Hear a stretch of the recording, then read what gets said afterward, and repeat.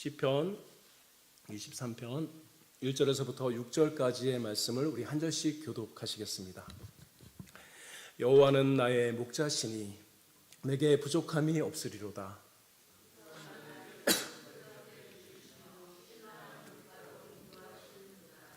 내 영혼을 소생시키시고 자기 이름을 위하여 의의 길로 인도하시는도다.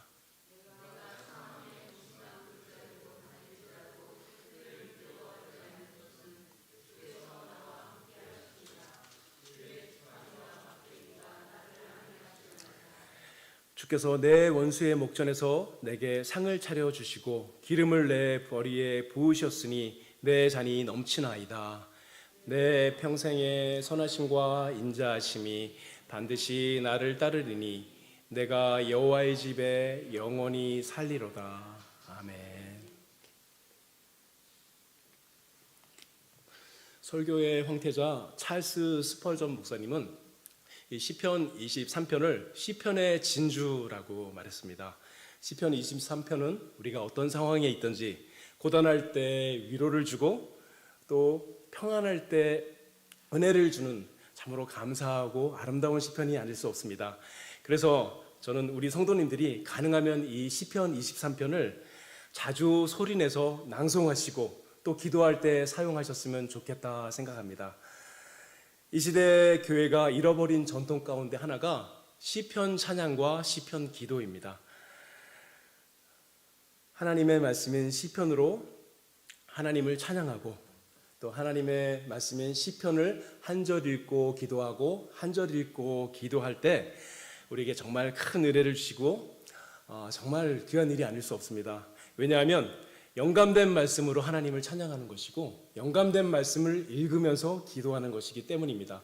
시편 23편은 다윗이 자신의 인생을 돌아보면서 여호와 하나님이 나의 목자이셔서 내게는 부족한 것이 없었습니다. 여호와 하나님이 나의 목자이셔서 나는 정말 행복합니다 하고 고백한 시이죠. 그러면서 2절부터 여호와 하나님이 목자이기 때문에 왜 부족함이 없었는지 설명하고 있습니다. 첫 번째, 하나님께서 나를 푸른 풀밭에 누이시며 쉴만한 물가로 인도하시기 때문에 내게 부족함이 없습니다. 두 번째, 내 영혼을 소생시키시고 의의 길로 인도하시기 때문에 부족함이 없습니다. 하나님께서 내 영혼이 죽은 것 같을 때 죽은 채로 내버려 두는 것이 아니라 다시 살게 하여 주셔서 내 영혼을 소생케 하여 주셔서 하나님을 예배하고 하나님을 찬양할 수 있게 해주시며 나의 인생을 옳은 길로 인도해 주신 것입니다. 고백한 것이죠. 셋째, 내가 깊은 고난 가운데 있을 때 사망의 음침한 골짜기에 있을 때도 나와 함께 하시며 하나님께서 나를 지켜주셨습니다. 그리고 네 번째, 원수의 목전에서 나에게 상을 베푸실 것입니다. 그리고 마지막으로 다섯 번째, 결국 목적지에 이르게 하셔서 여호와의 집에서 영원히 살게 하실 것입니다. 그렇기 때문에 나는 부족함이 없습니다 하고 다윗은 고백하고 있는 것입니다. 다윗의 이 아름다운 신앙 고백이 우리들에게도 말이 아니라 글자가 아니라 살아있는 신앙 고백이 되었으면 좋겠습니다. 우리 오늘 이 중에서 2절 말씀을 살펴보겠습니다. 우리 2절 말씀을 다 같이 한번 읽어볼까요? 2절 말씀 시작.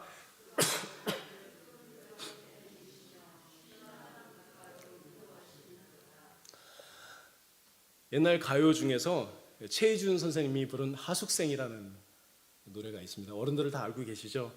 인생은 나그네 길 어디로 왔다가 어디로 가는가. 인생을 구름처럼 정처 없이 떠나다니는 그런 나그네라고 노래했죠. 그렇죠? 성경에서도 성도들을 나그네라고 말합니다. 특별히 베드로 사도는 성도들을 향하여 나그네라고 부르기를 좋아했어요.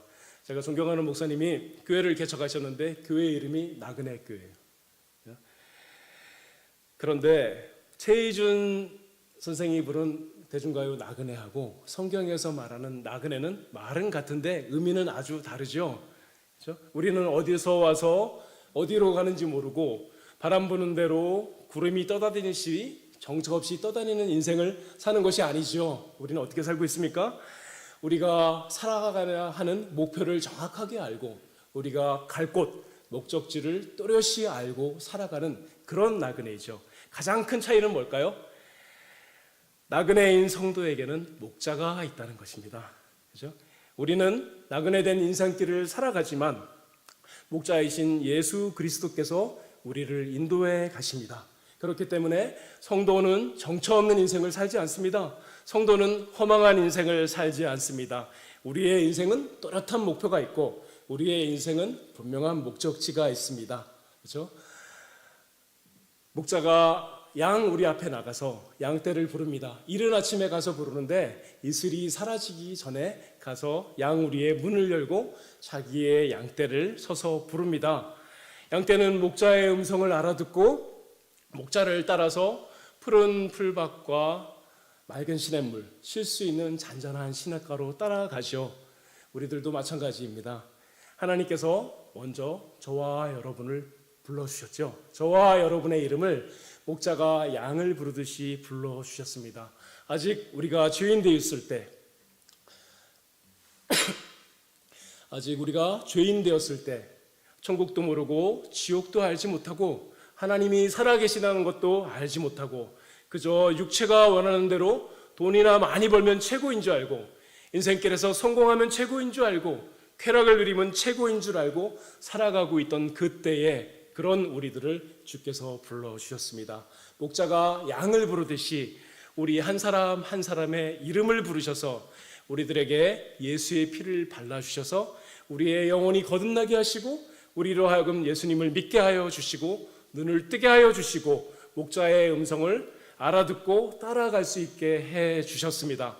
목자가 양떼를 푸른 초장과 쉴 만한 물가로 인도하듯이 우리를 교회로 부르시고 교회 안에서 우리가 마음껏 먹고 쉬고 마시면서 뛰놀 수 있도록 우리를 불러주셨습니다. 왜 그렇게 하셨을까요? 왜 우리를 부르시고 푸른 초장과 쉴 만한 물가에서 먹고 마시며 자랄 수 있게 해주셨을까요? 왜 우리를 구원해 주셨을까요? 그리고 왜 지금도 우리를 돌봐주고 계실까요? 목자가 양을 사육하는 이유가 뭐예요? 목자가 양을 사육하는 이유는 강아지처럼 옆에서 늙어 죽을 때까지 있다가 죽으라는 의미가 아니죠. 목자가 양을 사육하는 이유는 건강하게 잘 성장시켜서 양털을 얻기 위함입니다. 하나님께서도 마찬가지입니다.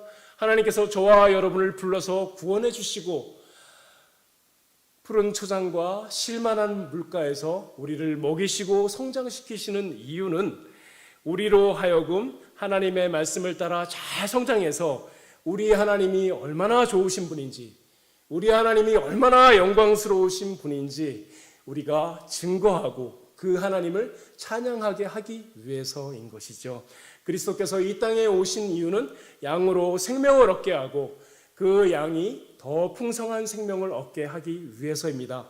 우리가 살아가는 이 땅에서 우리에게 이미 주신 그 풍성한 생명이 밖으로 나타나서 우리가 만나는 모든 사람들에게 하나님이 누구이신지, 하나님의 나라가 어떤 것인지 우리의 삶으로 증거하면서 살아가도록, 그렇게 해서 하나님 나라가 확장될 수 있도록 그런 도구가 되도록 저와 여러분을 불러주셔서 오늘도 우리를 붙들어 주시고 오늘도 우리를 성장시키기 위하여 먹이시고 키우시고 돌보아 주시는 것입니다.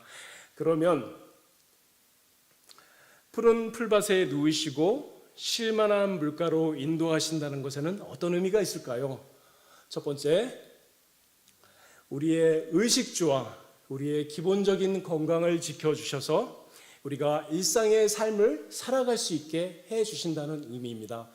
푸른 초장과 쉴만한 물가로 인도하신다는 것의 첫 번째 의미는 우리의 의식주를 해결해 주시고 우리에게 살아갈 수 있는 기본적인 건강을 주셔서 우리를 살게 해주신다는 이야기입니다. 필립 켈리라는 분이 계신데요. 이분은 오랫동안 양치기 생활을 하셨던 분입니다. 이분이 책에서 양들이 가진 여러 가지 특성들에 대해서 굉장히 잘 설명을 해주셨어요. 그런데 그 책에 보니까 양이 풀에 눕는 것, 이게 그렇게 간단한 일이 아니라고 합니다. 양이 풀을 먹고 풀밭에 누우려면 4가지 조건이 맞아야 된대요. 그래야지 누워서 쉴 수 있는데 만약 그렇지 않으면 절대로 눕지 않는다고 그럽니다. 우리들이 생각하기에는 풀밭에 풀어놓으면 양이 알아서 풀을 마음껏 뜯어먹고 누워서 쉴 것이라고 생각하는데 그렇지 않다는 거예요. 4가지 조건입니다. 첫 번째, 양은 겁이 많기 때문에 두려움에서 완전히 벗어나지 않으면 아무리 풀밭에 갖다 놔도 절대로 눕지 않는다고 합니다. 양이 100마리, 200마리 무리를 져서 있는데 얼마나 겁이 많냐 하면 조그마한 치와와 발바리 같은 개가 달려들어서 짖으면 100마리, 200마리 되는 그 큰 양떼가 우르르 하고 달아나는 거예요. 그래서 조금이라도 불안한 요소가 있으면 양들은 쉬지 못하고 풀을 먹어도 건강을 유지하지 못하는 것이죠. 그래서 목자가 옆에서 항상 서서 함께하면서 지켜주고 돌봐줘야 됩니다. 두 번째, 양도 여러 무리를 모여서 이러니까 집단을 이루고 있는데 자기들끼리 자주 싸운다 그래요. 양이 겁이 많은 동물이라서 다른 동물에 대해서는 꼼짝도 못하면서 양끼리는 힘이 없거나 약한 양이 있으면 찾아가서 머리로 들여다받아서 풀을 못 먹게 하고 서로 다투는 일이 많다고 합니다. 그런데 신기한 것은 이 양 무리 안에 목자가 딱 들어가서 서 있으면 싸우지 않고 다투지 않고 평안하게 풀을 먹고 쉰다 그래요. 그래서 목자가 늘 함께 있어야지 풀밭에서도 다투지 않고 평안하게 풀을 먹을 수 있습니다. 세 번째, 파리나 해충이 있으면 눕지 않는다고 합니다. 그래서 목자는 어떻게 되냐면 혹시 양이 벌레에 물리지 않았나 한 마리 한 마리 찾아보면서 눕지 않는 양을 돌아봐주고 벌레를 처치해주고 하는 일을 해야 된다고 합니다. 그리고 마지막 4번째, 완전히 배부르게 먹지 않으면 들어 누워서 쉬지 않는다고 해요. 양 떼는 목자가 부지런히 살펴주고 돌봐주어야지만 건강하게 먹고 자랍니다. 우리들도 마찬가지죠. 푸른 풀밭과 쉴만한 물가로 인도해 주신다는 것은 우리와 함께 하시면서 우리의 의식주의 문제, 그리고 기본적인 생활의 문제, 우리들이 기본적으로 활동할 수 있는 건강의 문제를 하나님께서 해결해 주시고 지켜주신다는 의미입니다. 사랑하는 여러분, 이 사실을 굳게 믿으시기 바랍니다. 하나님의 백성은 하나님께서 책임져 주십니다. 하나님의 백성이 음식이 없어 굶어 죽지 않습니다. 하나님의 백성이 마땅히 살아야 할 때 건강을 잃어서 그냥 끝내는 일이 있기는 하지만 일반적인 일이 아닌 것이죠. 일반적인 모든 하나님의 백성의 모든 삶의 내용은 하나님께서 붙들어 주시고 이끌어 주시고 인도해 주십니다. 사람은 기본적인 생활을 하지 못하면 신앙생활도 잘할 수가 없어요. 고난도 마찬가지입니다. 성경은 우리에게 고난당하는 것이 유익이라고 말하고 여러 가지 시험을 만나면 온전히 기쁘게 여기라고 말씀합니다. 그런데 이 말씀은 무슨 말씀이냐면 잠시 당하는 고난이 그런 거예요. 잠깐 당하는 고난에 우리를 성장시키고 우리에게 양약이 되지만 한 사람의 인생 동안 너무나 긴 세월 동안 끊임없이 고난을 당한다면 그 사람에게 고난은 양약이 되지 못합니다. 그 사람에게 고난은 신앙을 성숙시키는 것이 되지 못하고 끊임없는 고난 속에서 그 사람은 찌그러진 인생이 되고 마는 것이죠. 하나님께서는 이 사실을 잘 알고 계십니다. 그렇기 때문에 우리 같은 평범한 사람들에게 일생을 살아가는 내내 고난을 당하게 하시 아니하시고 고난을 당해도 피할 길을 열어주시고 고난을 당할 때도 우리가 마땅히 견뎌낼 수 있고 이길 수 있는 고난을 당하게 해주십니다. 그리고 시시때때로 푸른 초장에서 먹고 쉬게 하시고 쉴만한 물가에서 물을 먹으며 원기를 회복하게 해주셔서 인생길을 다시 살아가게 하시죠. 왜냐하면 그래야 하나님의 자녀다운 삶을 살 수 있기 때문입니다. 하나님께서는 하나님의 백성이 행복하게 사는 것을 원하십니다. 그래서 시편 23편도 하나님이 목자이셔서 나는 행복합니다 하고 말하고 있는 것입니다. 하나님께서는 목자가 양을 풀밭에 눕게 하듯이 우리들의 걱정과 근심을 벗어나게 하시고 우리들의 기본적인 생계에서 살아갈 수 있도록 늘 보살펴 주는 것입니다. 제가 오래전에 신학을 하기 전에 직장에 다니고 있었는데요. 직장에서 같이 근무하는 동료 한 분이 이제 교회 다닌 지 한 2년 정도 됐어요. 이분이 고민이 있다고 그러면서 저에게 얘기를 하는데 11조 문제예요.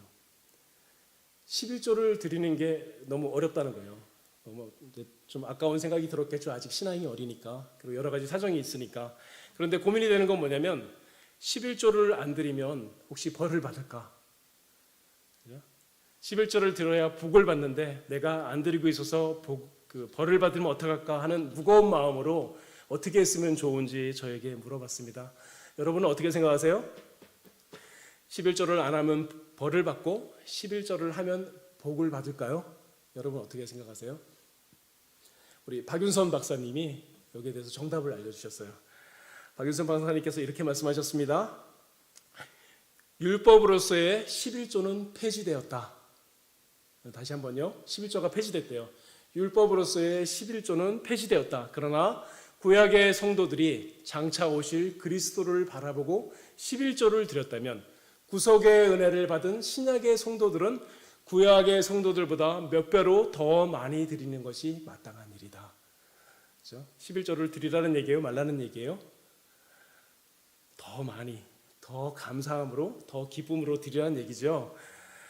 그때 제가 그분에게 이런 말씀을 했습니다. 11조를 안 드린다고 벌을 받고 11조를 드린다고 복을 받고 하는 것이 아닙니다. 그런데 한 가지, 최소한 11조를 드렸기 때문에 그 돈이 부족해서 하나님께서 나를 곤란하게 하지 않는다는 믿음은 가졌으면 좋겠습니다. 인생이 대단한 것 같고 내가 아끼고 내가 수고해서 모으면 여유로운 삶을 살 수 있을 것 같지만 사실 그렇지 않죠. 사실 그렇지 않습니다. 우리가 늘 잊어버리고 사는 것이 있는데 하나님께서 지켜주시고 보호해 주셔야지 유지가 되는 것이 인생입니다.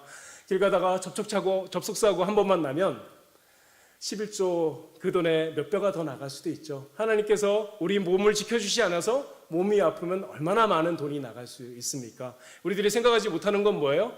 하나님께 11조를 드리고 안 드리고의 문제가 아니라 하나님께서 나를 지켜주시고 보호해 주시기 때문에 우리가 살아갈 수 있는 거죠. 그러니까 11조를 드리면 하나님께서 그것 때문에 곤란해하지 않게 하시고 오히려 나를 더 보호해 줄 것을 감사함으로 믿으면서 기쁜 마음으로 11조를 드리면 좋겠습니다 하고 제가 말씀해 드렸습니다. 그렇죠? 하나님께서 우리를 늘 지켜주시고 늘 보호해 주시는 은혜가 얼마나 큰지 모릅니다. 온갖 사고와 온갖 악한 일에서 우리를 지켜주시기에 우리가 오늘도 안심하면서 살아갈 수 있는 것입니다. 건강도 마찬가지요. 우리 많은 분들이 코로나에 걸리셨죠. 그러나 코로나 말고도 얼마나 많은 몸에 좋지 않은 바이러스가 있고 또 여러 가지 질병들이 있어요. 하나님께서 우리를 지켜주시기 때문에 우리가 이상한 병에 걸리지 않고 특이한 병에 걸리지 않고 건강하게 활동하고 있는 것입니다. 인생이 대단한 것 같아도 혈관 하나 막히면 평생 침대에 누워서 일어나지 못하는 게 인생입니다. 복음서에 보면 예수님께서 안진뱅이를 일으키시고 중풍병에 걸린 사람을 이렇게 세우셨죠. 그런데 우리가 반대를 생각하지 않습니다. 반대는 뭐예요? 아무것도 아프지 않고 여기저기 아프지만 큰 병에 걸리지 않아서 활동하며 살아갈 수 있도록 하나님께서 돌봐주시고 지켜주신 은혜가 얼마나 크고 감사한지요. 우리는 병이 나았을 때 감사합니다 하는 것보다 몇 배로 뭘 더 해야 돼요? 내가 아프지 않을 때 얼마나 감사한지 모릅니다. 하나님 감사합니다 하고 하나님께 고백하고 하나님을 찬양하고 우리의 감사를 표현해야 합니다. 이런 은혜들 모두가 푸른 초장에 누이시는 것입니다. 우리가 이런 은혜를 누리고 있다면 푸른 초장에 누워있는 상태인 것입니다. 그렇기 때문에 나는 부족함이 없습니다 하고 고백할 수 있는 것이죠. 예수님이 나의 목자이시기 때문에 내가 먹고 사는 문제를 해결해 주시고 내가 움직일 수 있도록 나의 건강을 지켜주시기에 나는 너무나 행복합니다 하고 고백하는 것입니다. 두 번째로 푸른 풀밭에 누이시고 쉴만한 물가로 인도하신다는 말의 의미는 우리의 영혼을 말씀으로 먹이시고 은혜를 주신다는 것입니다. 다시 한번요. 우리를 푸른 풀밭과 쉴만한 물가로 인도하신다는 말은 우리의 영혼을 말씀으로 먹이시고 우리에게 은혜를 베풀어 주신다는 의미입니다. 푸른 풀밭과 시냇물은 먹을 양식이죠. 성도에게 먹을 양식하면 뭐가 생각나요? 제가 목이 안 좋으니까 한 분만 말씀해 주시면 기쁠 것 같은데 성도에게 먹을 양식 그러면 뭐가 생각나요? 하나님의 말씀이 떠오르죠. 하나님의 말씀 그러면 세 가지를 생각합니다. 첫 번째 뭐예요? 예수님이 말씀이죠. 두 번째 성경이 하나님의 말씀이죠. 세 번째 뭘까요? 우리가 듣는 설교가 하나님의 말씀입니다. 먼저는 예수님이 우리의 생명의 양식입니다. 요한복음 6장 53절에서 55절에서 이렇게 말씀합니다. 예수께서 이르시되 내가 진실로 진실로 너희에게 이르노니 인자의 살을 먹지 아니하고 인자의 피를 마시지 아니하면 너희 속에 생명이 없느니라. 내 살을 먹고 내 피를 마시는 자는 영생을 가졌고 마지막 날에 내가 그를 다시 살리리니 내 살은 참된 양식이요 내 피는 참된 음료로다. 구약의 성도들은 광야에서 만나를 먹어도 죽었습니다. 그러나 진정한 만나이신 예수 그리스도께서 십자가에 달려 죽으심으로 우리에게 생명을 주셨습니다. 그렇기 때문에 예수님이 우리의 생명이십니다. 예수님이 우리의 생명이시고 우리의 진정한 양식입니다.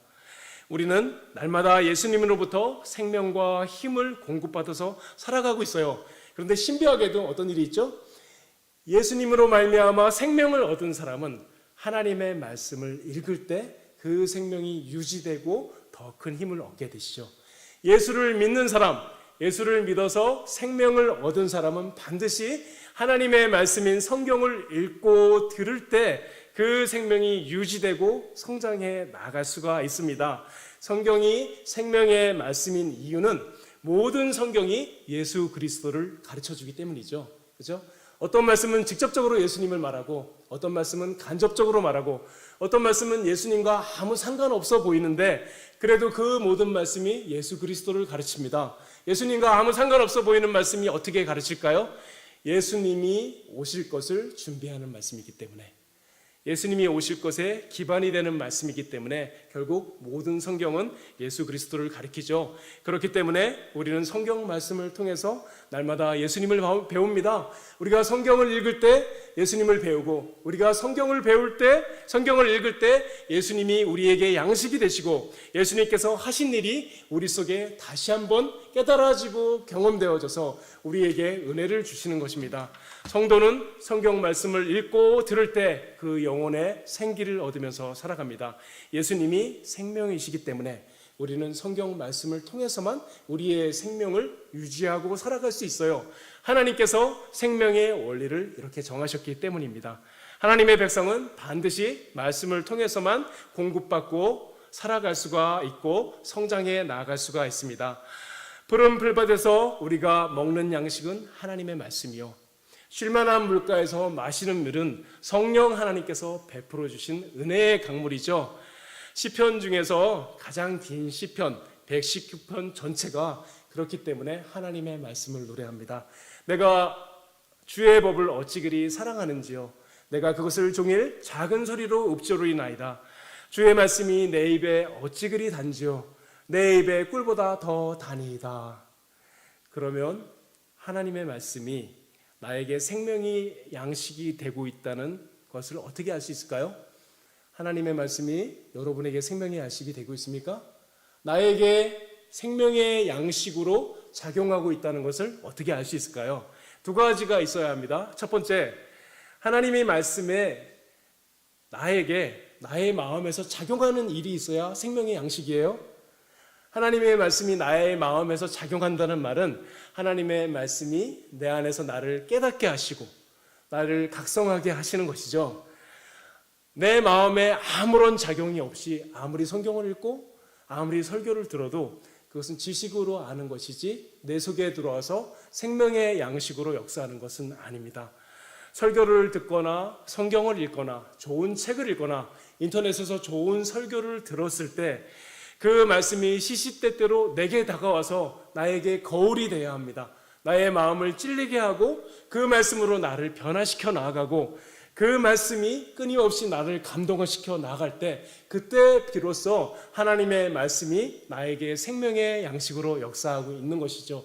두 번째는 성령 하나님께 늘 기도로 은원 드리는가입니다.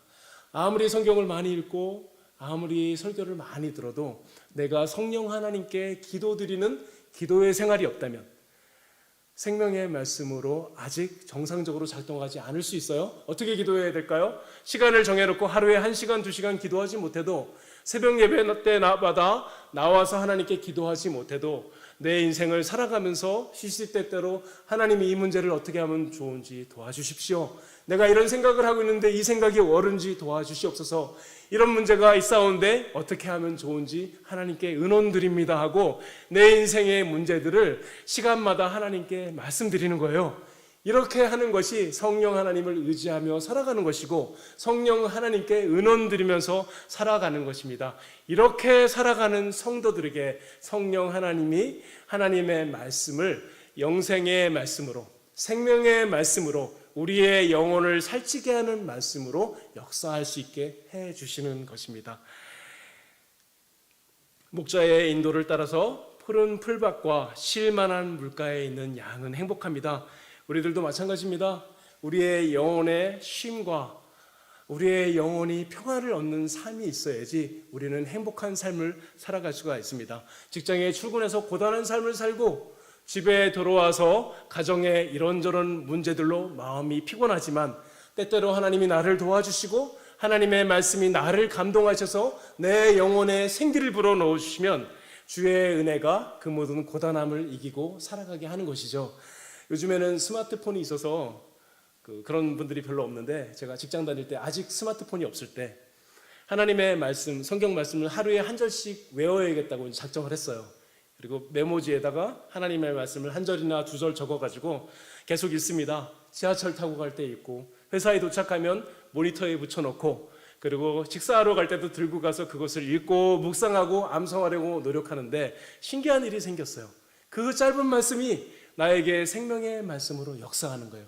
시시때때로 기쁨을 주시고 내 눈에 눈물을 주시고 하나님의 말씀과 하나님의 사랑을 깨닫게 하여 주시고 죄를 이기게 하여 주셔서 고단한 하루 일과 가운데 그 짧은 한 구절의 말씀이 나에게 생명의 양식으로 말씀으로 역사하면서 나에게 돌아오는 것을 제가 경험한 적이 있습니다. 마음에 하나님의 말씀이 공급되어지니 영혼의 쉼을 얻고 직장 생활을 잘 해나갈 수 있었죠. 2023년도 수면의 날이 있었어요. 그 수면의 날에 수면 만족도를 조사했는데, 제가 조사 자료를 봤더니 한국 사람의 수면 만족도가 85%가 수면에 만족을 하지 못한대요. 놀랍죠? 어마어마합니다. 100명 중에 85명이 잠자리가 괴롭대요. 자도 피곤하대요. 그렇죠? 그리고 아침에 일어나서 너무 잘 잤다 이렇게 하는 사람이 10%밖에 안 된대요. 100명 중에 10명만 자고 일어나서 잘 잤다, 기쁘다 이렇게 한다는 거죠. 왜 그럴까요? 특별히 몸이 아프지도 않은데 왜 수많은 사람들이 평안하게 잠을 자지 못할까요? 마음에 근심과 걱정과 불안이 가득하기 때문이죠. 자면서도 쉬지 못하는 것입니다. 여러분 어떻습니까? 여러분은 어떻습니까? 마음의 쉼을 얻고 있습니까? 여러분의 영혼이 날마다 주 안에서 쉼을 얻으면서 살아가고 있습니까? 하나님의 말씀을 먹으며 쉴만한 물가에서 은혜를 받으며 살아가는 평안과 기쁨과 쉼의 생활이 여러분에게 있나요? 혹시 없다면, 혹시 그런 것이 아니라면 어떻게 하면 될까요? 염려하지 마십시오. 제가 알려드리겠습니다. 우리의 목자이신 예수 그리스도께서 우리에게 영원한 언약을 주셨습니다. 나는 선한 목자라. 나는 내 양을 알고 양을 위하여 목숨을 버리노라. 우리의 선한 목자이신 예수님께서는 저와 여러분을 버리지도 아니하고 떠나지도 아니하실 것입니다. 예수님께서 푸른 풀밭으로 우리를 인도해 가시도록 우리가 주께서 우리를 인도해 가실 만한 자리에 서면 됩니다. 다시 한번요. 내 영혼에 쉼이 없고 내가 너무 고단합니다. 그런 분들은 어떻게 하라고요? 주님이 나를 푸른 초장으로 인도해 가시도록 인도해 가실 만한 자리로 돌아가면 돼요. 그러면 주께서 우리를 푸른 초장과 쉴만한 물가로 우리를 인도해 가십니다. 어떻게 하면 될까요? 마음으로 주님을 간절히 찾으십시오. 마음으로 주님께 의지하십시오. 주님 저를 도와주시옵소서. 제가 마음으로 주를 떠나 있었는데 주님의 은혜를 구합니다. 하나님의 말씀이 저에게 생명의 양식이 되게 하여 주시옵소서. 불안과 초조와 근심과 걱정에서 벗어나 저의 영혼이 주 안에서 쉬게 하여 주시옵소서. 저를 불쌍히 여겨주시고 도와주시옵소서. 제가 주께로 가나이다 마음으로 돌이키시면 됩니다. 그러면 우리는 어떻게 선 거죠? 주께서 우리를 인도해 갈 만한 자리에 서게 되는 것입니다. 사랑하는 여러분, 하나님께서는 우리가 행복하시기를 바랍니다. 그래서 우리를 늘 푸른 풀밭과 쉴 만한 물가로 인도하십니다. 우리의 인생이 어떤 상황에 있든지, 우리가 처한 환경이 얼마나 고단하든지 하나님께서는 우리가 주 안에서 쉼을 얻고 주께서 주시는 푸른 초장에서 주시는 생명의 말씀을 통하여 원기를 회복하며 살아가기를 원하십니다. 어떻게 하면 될까요? 유일한 방법은 하늘에서 내려오는 신령한 양식을 먹는 것입니다. 하나님의 말씀을 가까이 하시기 바랍니다. 하나님의 말씀을 펴서 읽으십시오. 성경을 소리내서 읽고 묵상하고 그리고 성경 말씀을 암송하십시오. 그것이 바로 푸른 풀밭 위에 있는 것입니다. 그렇게 하는 사람들이 푸른 풀밭에서 양식을 먹는 사람들입니다. 제가 이 말씀을 읽을 때 이 말씀이 제 영혼의 생명의 양식이 되게 하여 주시옵소서. 기도하면서 성경을 읽고 묵상하고 암송하는 사람들에게 하나님께서 그 말씀을 사용하셔서 생명을 주시고 양식 삼게 하여 주셔서 그 영혼을 지켜주시고 보호해 주시고 살찌게 하셔서 하나님의 자녀답게 평안을 누리며 살아갈 수 있게 해 주십니다. 건강하게 해 주시고 더 장성할 수 있도록 도와주시는 것입니다. 이런 은혜가 오늘 말씀을 듣는 모든 성도들 위해 임하기를 주님의 이름으로 축원합니다. 아멘. 기도하겠습니다. 하나님 아버지 은혜에 감사합니다. 다윗이 여호와는 나의 목자시니 내게 부족함이 없습니다 라고 고백한 것처럼 이 고백이 저희들의 고백이 되게 하여 주시옵소서. 항상 염려와 모든 괴로움을 주님 앞에 맡기옵니다. 저희들을 불쌍히 여겨 주시어서 저희들의 고통과 슬픔과 염려와 근심을 다 맡아 주시어서 저희의 영혼이 쉼을 누리게 하여 주시옵소서. 저희들을 푸른 풀밭과 쉴만한 물가로 인도하여 주셔서 주의 말씀과 성령의 은혜 가운데 바르게 자라나게 해 주시옵고 하나님을 목자로 섬기는 행복이 늘 저희들의 간증이 되게 하여 주시옵소서. 예수님의 이름으로 기도드립니다. 아멘.